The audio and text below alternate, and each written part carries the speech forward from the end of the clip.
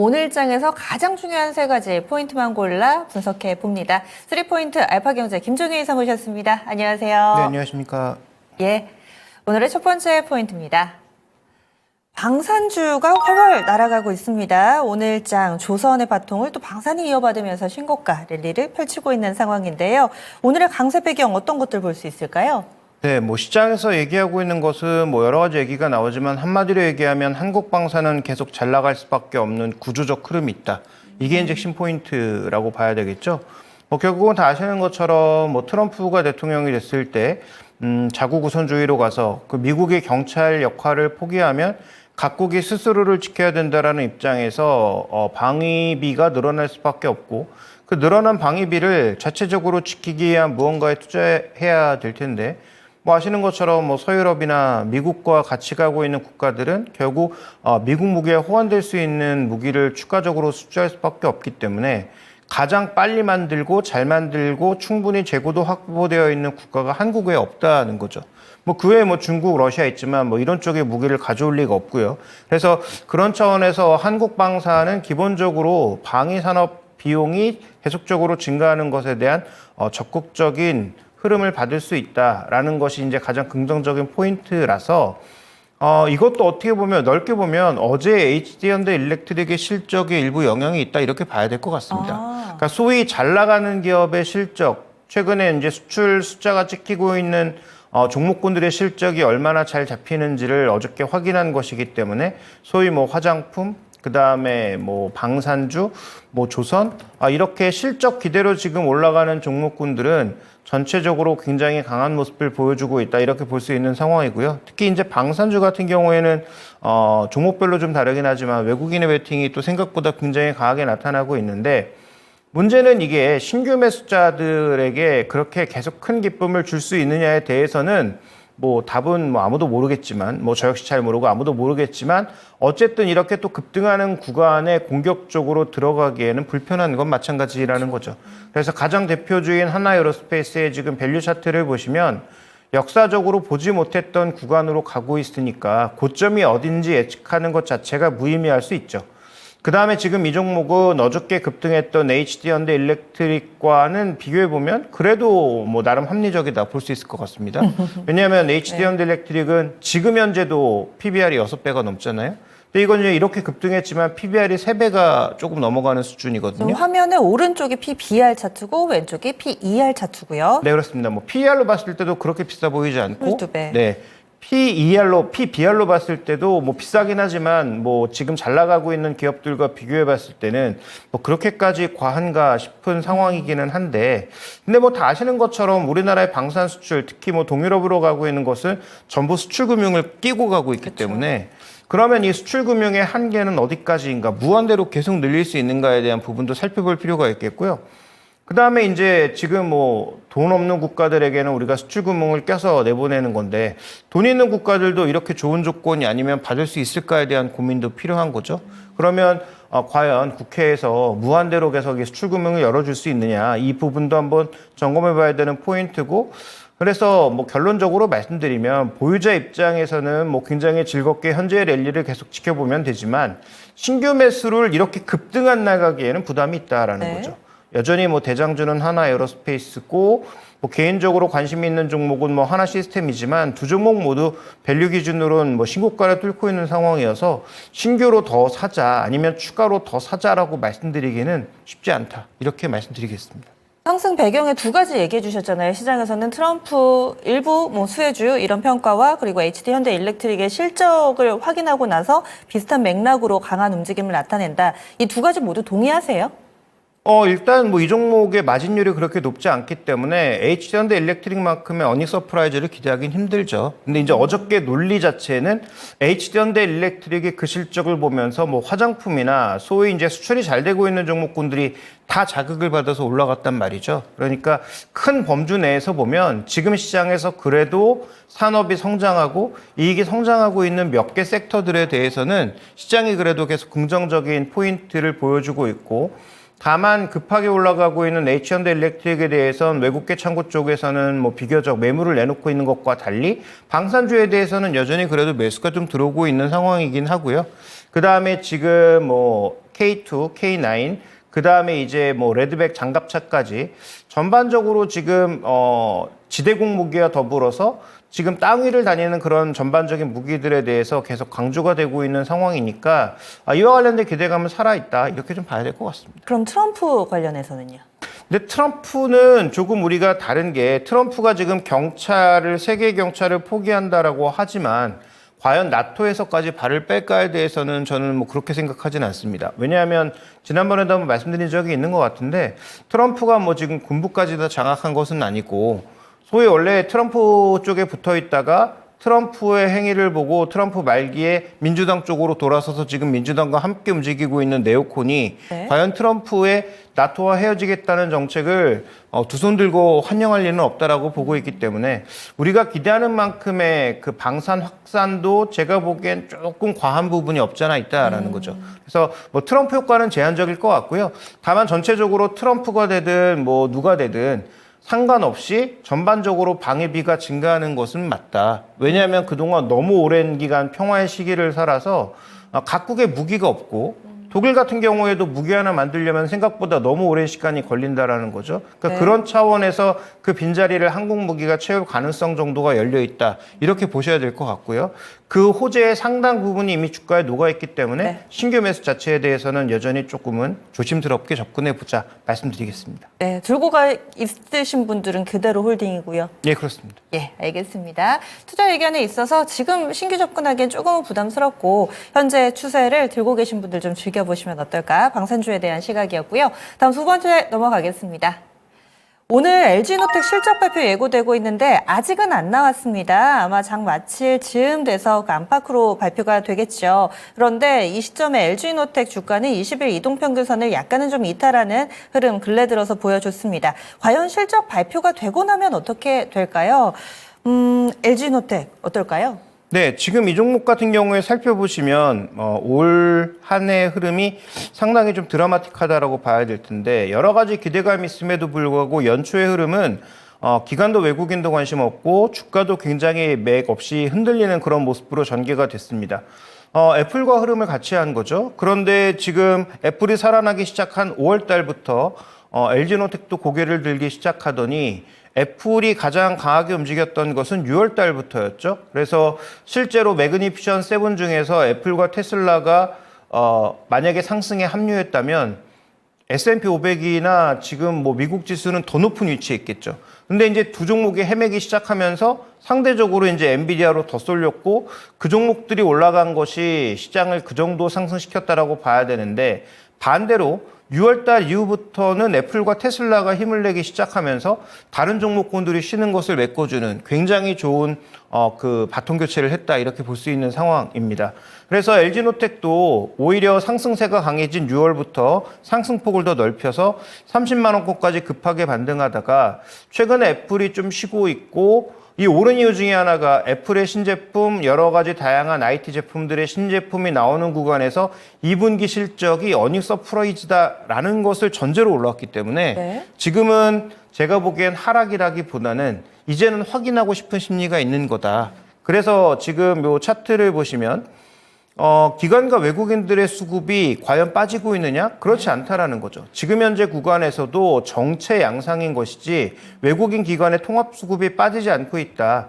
그러면 가격을 올려가면서 공격적으로 사던 수급이 적어도 실적을 조금 확인해 보고자 하는 의지를 나타내고 있다. 그래서 실적 발표가 실망스럽지 않으면 현재 진행된 상승도 뭐 크게 훼손되지는 않을 거라고 보여지고 있습니다만 뭐 이게 이제 가장 애매한 건데요. 실적이 그렇게 좋지도 않고 또 나쁘지는 않을 경우 이게 이제 애매한 거예요. 그래서 지금 제가 보기엔 아마 컨센서스 정도 나오면 그럴 가능성이 높은데 그때는 아마 박스권으로 좀 전환될 가능성이 높지 않을까라고 보고 있고 지금 시장의 기대는 시장의 기대치를 적어도 10% 이상 상회할 거다라고 기대하고 있는 상황이어서 오늘은 그 마감 때 만약에 실적이 나온다면 마감 동시효과 혹은 네. 마감 이후에 나온다면 시간의 흐름을 한번 잘 살펴보실 필요가 있을 것 같고요. 일단 저는 기본적인 전제 시나리오는 네. 예상보다 좋은 실적이 나와서 추가적인 상승을 시도할 가능성이 있다. 이렇게 보고 있습니다. 특히나 또 하반기에는 반도체에 있어서 이 IT에 있어서 중요한 게 AI PC다. 아침 프로그램을 통해서 여러 번 강조를 해주셨는데 그렇다면 이번에 실적 시즌 잘 좀 마무리가 되고 나서 IT 부품 쪽으로 하반기에 계속 기대를 해봐도 될까요? 근데 이제 LG노텍은 뭐 다 아시는 것처럼 아직까지는 애플향이 너무 강하기 때문에 그래서 그 애플향의 색깔을 지우는 게 더 필요하지 않나. 그래서 LG노텍도 노력은 하고 있지만 LG노텍은 삼성전기와 달리 카메라 모듈 쪽의 비중이 70%가 넘잖아요. 근데 그 카메라 모듈의 대부분의 비중이 LG폰이 빠지고 나서 거의 애플향이라는 거죠. 물론 일부 자동차로도 가고 있고 다른 쪽으로 넓혀가려고 하고 있는데 뭐 삼성전기는 중국도 있고 삼성전자도 있고 그 외에 뭐 다양한 회사들이 조금 더 넓혀져 있는 반면 LG노텍은 한 회사의 집중도가 생각보다 너무 높다는 것이죠. 그래서 그 색깔을 지우지 못하면 결국은 뭐 애플과 맥락을 같이 할 수밖에 없다라고 봐야 돼서 말씀하신 AI PC와 관련된 기대감을 가지고 간다면 네. 저는 삼성전기 쪽에 여전히 무게를 두는 것이 맞다라고 보고 있고요. 그다음에 최근 들어서 이 PC 쪽의 회복과 더불어서 뭐 심택이라든지 대덕전자 같은 종목군들도 시장에서 많이 또 언급이 되고 있는 상황이에요. 네. 그래서 만약에 AI PC 쪽에 좀 더 무게를 두신다면 저는 뭐 대덕전자나 이 심택 같은 종목군들에게도 한번 관심이 필요하지 않나 이렇게 보고 있어서 AI PC 관련된 모멘텀은 LG노텍보다는 강한 종목이 있고 반대로 LG노텍은 애플의 색깔을 지우면 지울수록 오히려 네. 애플과 점점 주가가 다르게 움직일 가능성이 높다 이렇게 봐야 될 것 같고요. 네. 근데 또 이렇게 생각해 볼 수도 있겠죠. 가만히 기다리면 애플이 계속 올라갈 거니까. 그러니까요. 그러니까 LG노텍이 계속 애플향으로 남는 게 낫지 않을까라고 또 판단해 볼 수도 있지만 전 그건 아니라고 생각합니다. 뭐 영원한 강자가 어디 있겠습니까? 그래서 애플이 지금 뭐 소위 이 제품 쪽에서 거의 뭐 탑티어로 그다음에 충성도가 가장 높은 제품으로 계속 알려져 있고 계속 오고 있지만 애플만 보고 가는 것은 마진율 측면에서 그렇게까지 긍정적이지는 않기 때문에 좀 더 다양한 제품으로의 확산이 필요하고 그 중심축에는 지금 LG그룹 전체가 B2B를 늘려나가는 데 있다. 그래서 LG노텍도 지금 뭐 AI PC라든지 다양한 기기 쪽으로 좀 더 업력을 넓히는 게 필요하고요. 그런 차원에서 봤을 때는 LG전자가 지금 뭐 시도하고 있는 메타와의 협업이라든지 이런 것들이 좀 더 범위가 많이 커져서 전체적으로 지금 LG노텍의 색깔이 애플을 많이 지우는 것 이것이 장기적으로는 좀 더 좋지 않을까 이렇게 판단하고 있습니다. 예, 알겠습니다. LG노텍 오늘 3시 반 안팎으로해서 실적 나오게 될 텐데요. 영업이익 예상치 2분기에 842억 원 정도 컨센 구성돼 있습니다. 비교하시면서 시간의 거래 움직임 한 번쯤 체크를 해주세요. 다음 마지막 포인트 넘어가겠습니다. 수급 보겠습니다. 최근 전체적으로 거래 대금이 많이 좀 메말라붙어 있습니다. 이런 상황 가운데서 외국인이 좀 적극적으로 나서줘야 될 텐데요. 외국인 최근의 수급이 어떤지 흐름 보면서 앞으로의 흐름도 전망해 보겠습니다. 수급 추세 반전 이렇게 달아주셨는데 최근 외국인 수급 동향이 좀 이상 징후가 있나요? 일단 뭐 매수가 둔화된 것은 뭐 확연하게 드러나고 있는 상황이죠. 그러니까 외국인들이 사지 않으면서 현재 시장에서 시장이 흔들리기 시작한 것이기 때문에 그래서 뭐 한 3개월, 2개월간 동향을 살펴보면 5월 달부터 2개월간 정도의 동향을 살펴보게 되면 외국인들이 전체적으로 매수 강도가 올라갔던 시기에는 지수가 정점을 치고 정점을 친 이후에 지수가 떨어지는 구간과 외국의 매수 탄력이 둔화된 구간이 정확하게 일치하고 있다는 것이죠.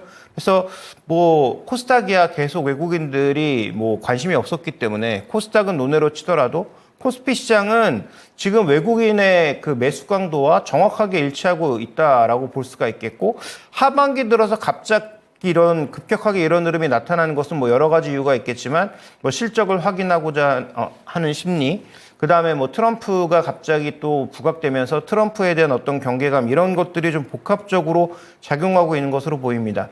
우리는 뭐 누가 뭐래도 대외 경제에 의존적이고 또 수출이 가장 중요한 역할을 하고 있고 지금 또 수출이 IT에 굉장히 많이 붙어 있는 상황이라서 IT가 뭐 2분기, 3분기 초반까지는 실적이 급격히 올라올 것으로 보이지만 말씀드렸던 셀인 효과에서 셀아웃 효과까지 이어지지 못하는 즉 연말로 갔을 때 미국이라든지 유럽이라든지 이런 쪽에서 경기 둔화로 인해서 예전만큼의 소비가 활성화되지 않는 모습으로 가거나 아니면 소비를 하더라도 소비의 질적인 부분이 떨어진다면 그러면 셀인 효과만 있고 셀아웃 효과가 없을 수 있다는 거죠. 그러니까 출하는 됐는데 판매가 되지 않는 그런 현상으로 갔을 때는 우리나라 수출이 급격하게 둔화될 가능성.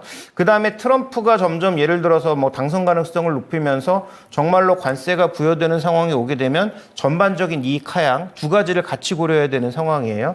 그다음에 지금 뭐 트럼프가 됐을 때는 지금 환율이 한 3에서 5% 정도 실적의 플러스 효과로 붙고 있는데 달러 약세를 지금 뭐 본인이 스스로 공언하고 있잖아요. 그래서 뭐 달러 약세를 얼마나 이끌어낼지 알 수 없습니다만 만약에 달러의 강세가 둔화되면서 원화가 뭐 강세까지는 아니더라도 현재 약세 구간을 벗어나는 형태로 전환되고 거기에 예를 들어서 엔화가 그 일본 BOJ가 금리를 올리기 시작하면서 엔화도 뭐 강세로 돌고 그다음에 이제 금리 인하 속도가 뭐 유럽과 미국이 맞춰지는 상태로 가서 유로화도 상대적인 강세로 만약에 간다면 그렇다면 전체적으로 지금 원화도 상대적인 강세를 보일 수 있다는 거죠. 그러한 흐름 자체가 시장의 또 하락 요인이 될 수 있기 때문에 지금 구간부터 외국인들의 요 매수 탄력 둔화는 계속 눈여겨보실 필요가 있겠다. 그다음에 또 하나 제가 좀 눈에 띄게 지금 계속 체크하고 있는 것은 네. 주식 선물 매도량입니다. 지금 주식 선물 매도가 지금 지수의 정점과 맥락을 같이 해서 지금 대금 기준으로도 수량 기준으로도 급격하게 확대되고 있는 모습이거든요. 원래 외국인 주식 선물도 사고 있었어요. 근데 지금 이 물량이 거의 제로 수준으로 내려앉았습니다. 그러니까 원래 들고 있던 물량을 대부분 정리했거나 뭐 일부 신규 매도도 나오고 있다라고 봐야 되는 상황이에요.